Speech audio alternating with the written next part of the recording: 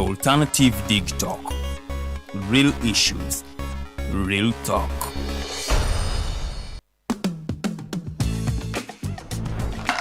Hi, welcome to the Political Dice. Empishi y'ebyobufuzi. It's controversial, Purely political, well researched, accurate and global. Oyagala bya parliament oba council. Bya state house oba ghetto. Ani ayuga ku ground. Ani gwe baabuze. Okimanyi nga Dr. Kiza Besigye aleese amaanyi. Olwo fadda bafutsoli abateeseemu obuvaazi. Oba yo DP eri kuki? Olwo jeema. Bano ba MKCG bo baddawa. Abo bafuna CDF baamala tebabanja. Olwo baba ate bange bali kuki? Abo bo akina kulabisa simayanga posturing tebabiri bali mu structure building. Naye ate ono ye. Ani oyo oba? Ye ali kuki? Oyo tumuleketa gamba mpanyiga mangu. Ebe ndabena birindira no ku the Political Dice ku the Alternative Dig Talk nange Teddy Tenjo ewamune Farida Bikobere buli wa Sunday sawa 2.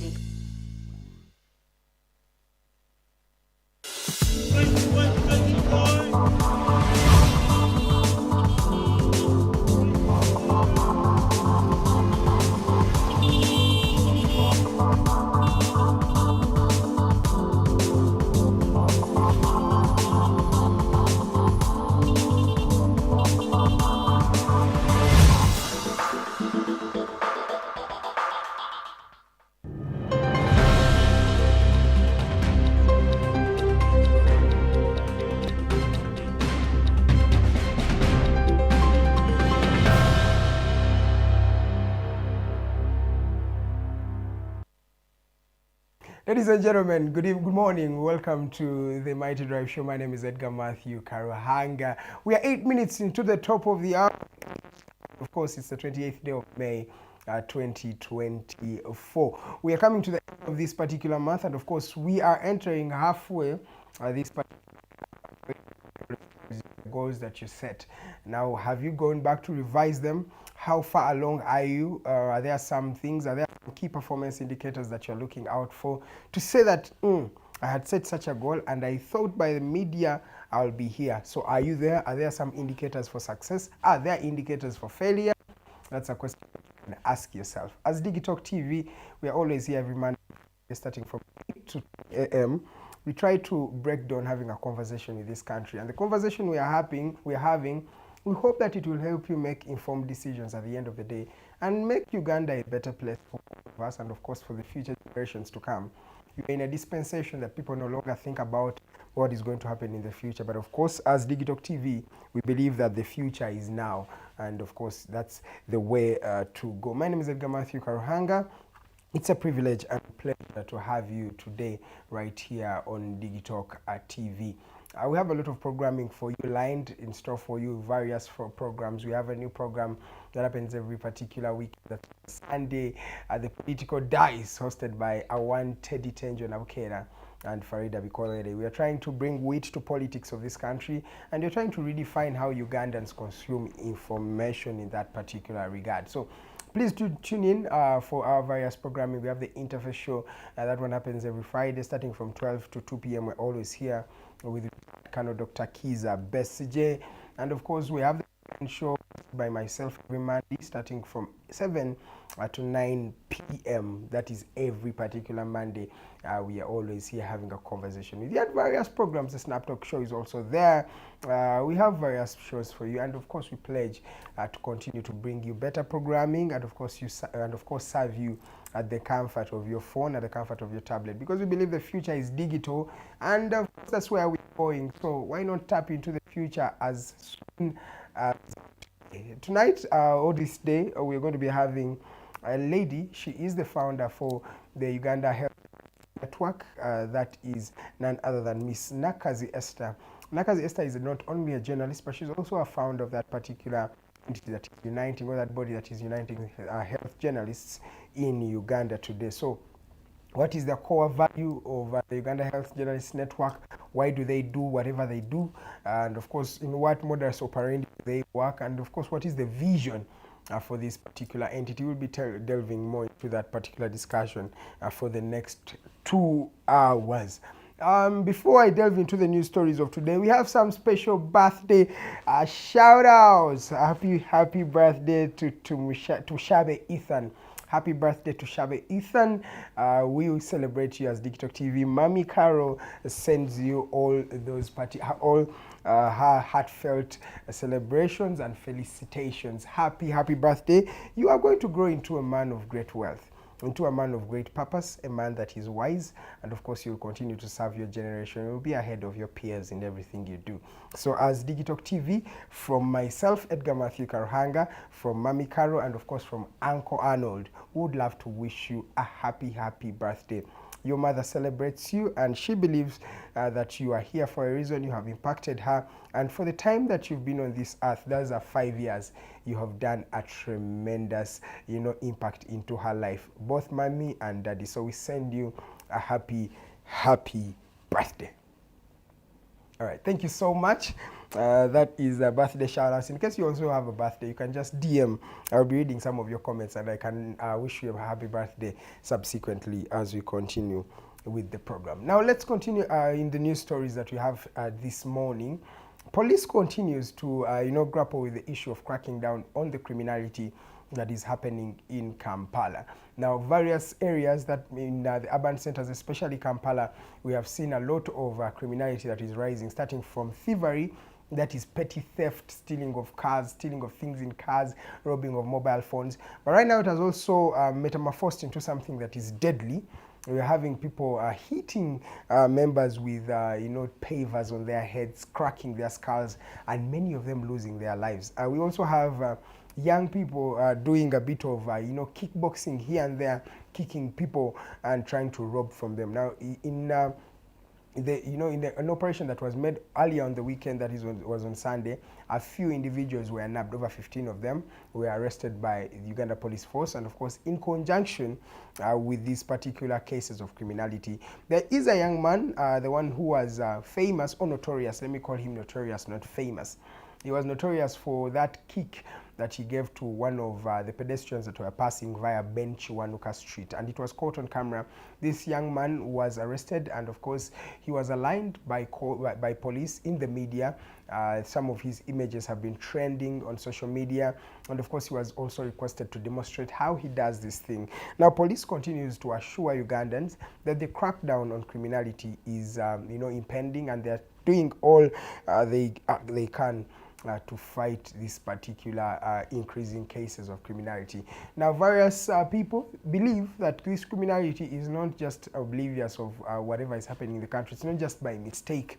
It's intentional, and many people have said it comes from a root of unemployment and poverty that is increasing and scorching on especially the young people.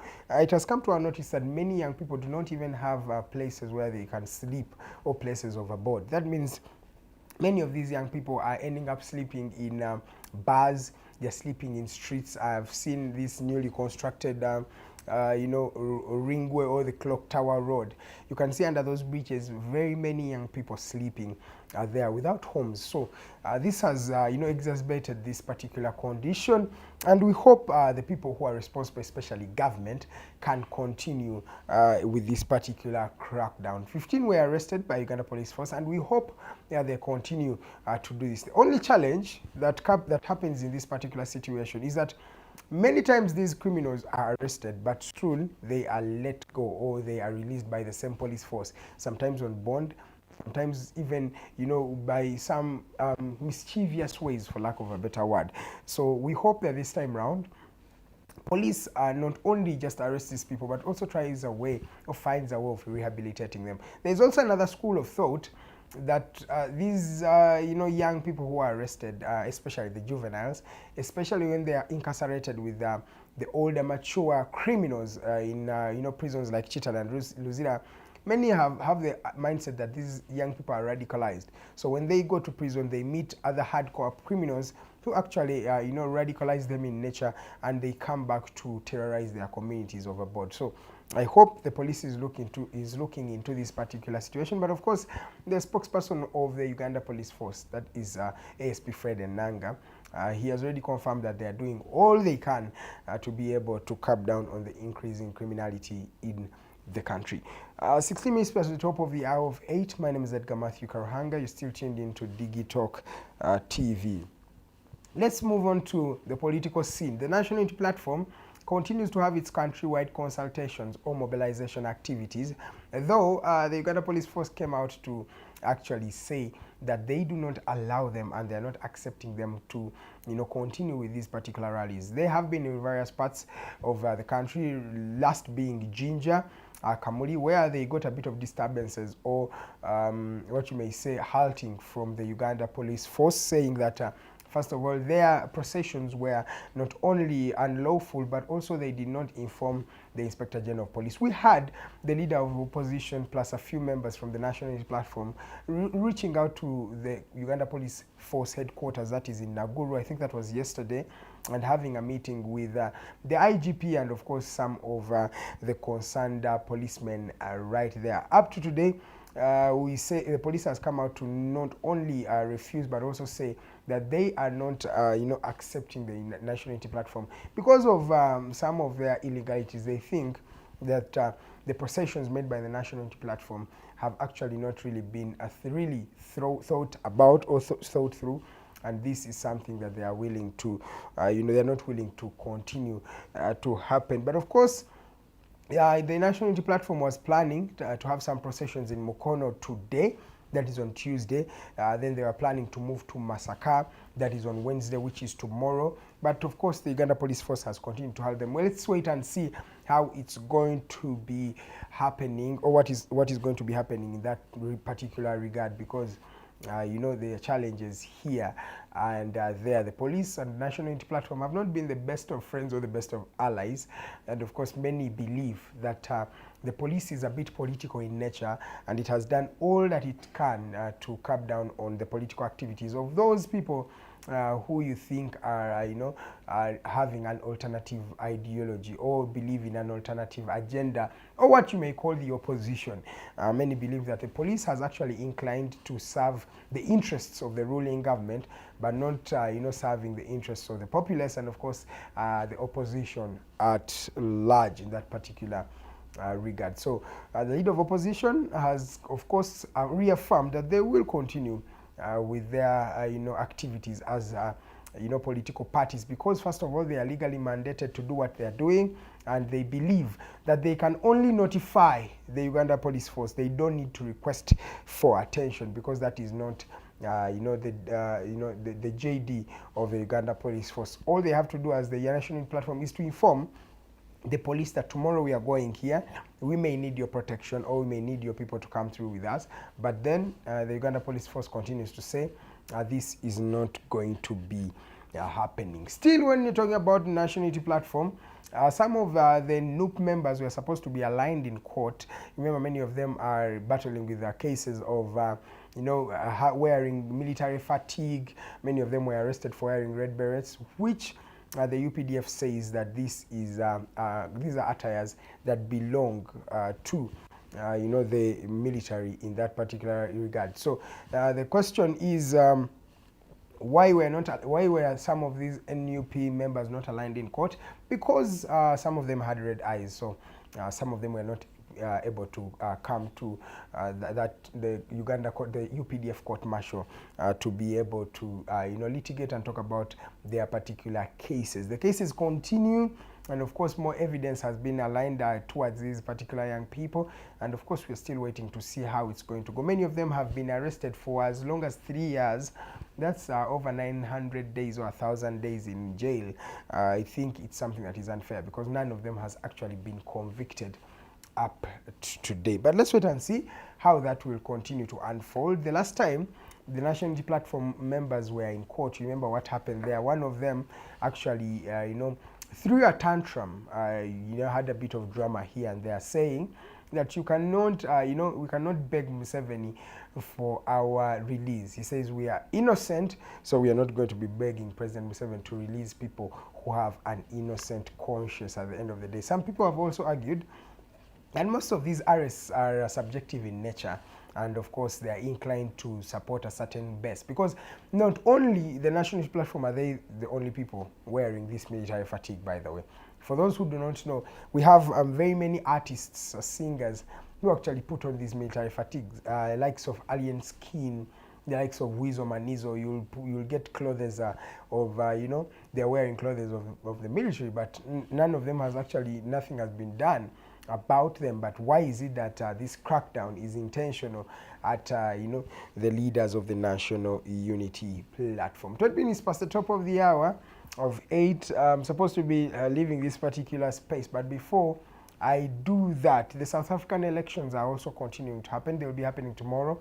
The actual voting is going to be happening tomorrow. Now, this is you know, a contestation that is different from those that we've been seeing. Many people believe it's now time for the EFF under Julius Malema, a person who was once a part of the ANC, but you know, abdicated and left that particular party and started his own.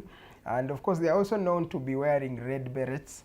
I think an ideology that was you know, borrowed by the National Unity Platform. So these young people, I was listening to Julius Malema's speech, the last speech, and he says this is one election that is going to be as revolutionary as the 1994 elections. Remember, for those who do not know the history of South Africa, in 1994, South Africa was birthed as a nation. Remember, after 27 years of incarceration by Nelson Mandela, after a while of a wave of independence all over Africa, hovering but not reaching South Africa, in 1994, history was made as they became the last country to gain their independence after, you know, going through that particular turmoil. They were through apartheid policy that divided that community and those people to the core. But of course, Julius Malema was trying to show the magnitude of the power of where they've come from, and of course, as the young people of South Africa, they believe they can leave a mark. So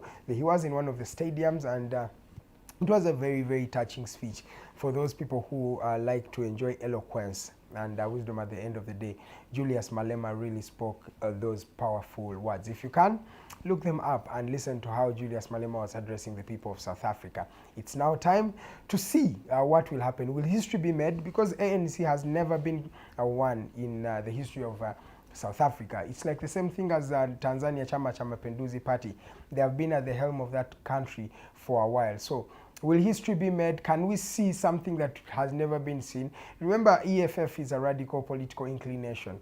These people believe in radicalism. They believe that land should be given back to the people of South Africa. I mean the black people of South Africa themselves. So let's wait and see how that will unfold because the elections continue to unravel. And of course, the Champions League will be coming through. That is the final. What will happen between the Catalans, that is the Galacticos, who they call the Real Madrid Stars, the Real Madrid Stars, as they take on Borussia Dortmund. That's going to be a very good contestation of two classical, you know, teams in Europe. But Dortmund has done their best. Of course, they've not won the league. Bayer Leverkusen made history therein.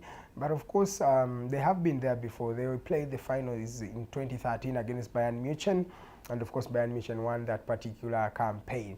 Now they return 10 years down the road, and they're going to be meeting one of the strongest teams or clubs in the world. Real Madrid has won the Champions League 14 times, and of course 3 of them being in a row. A history made that by Zinedine Zidane, Zizou, and that team of you know, incredibles, the likes of Sergio Ramos, the likes of Cristiano Ronaldo. They came and made history. But of course, a year before, I think 1 year or 2 years ago, Real Madrid won their title.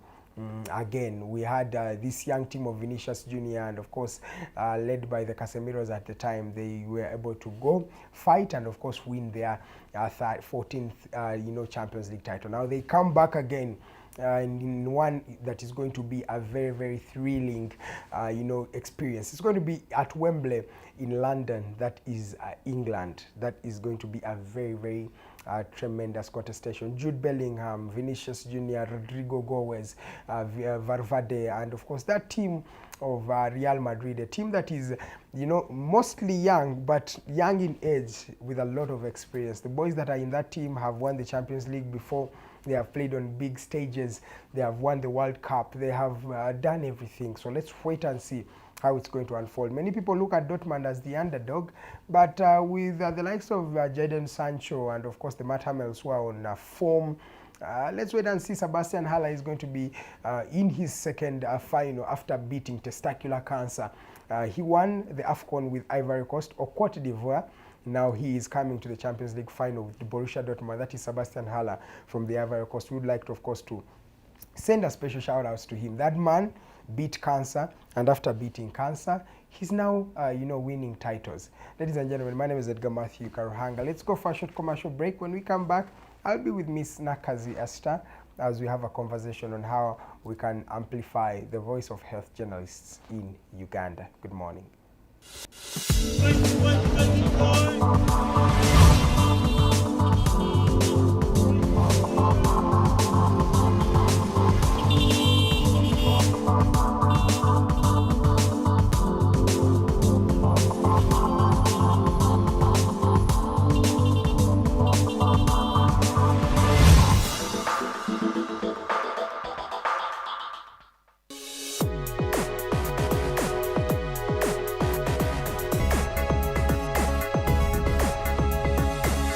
The Alternative Dig Talk.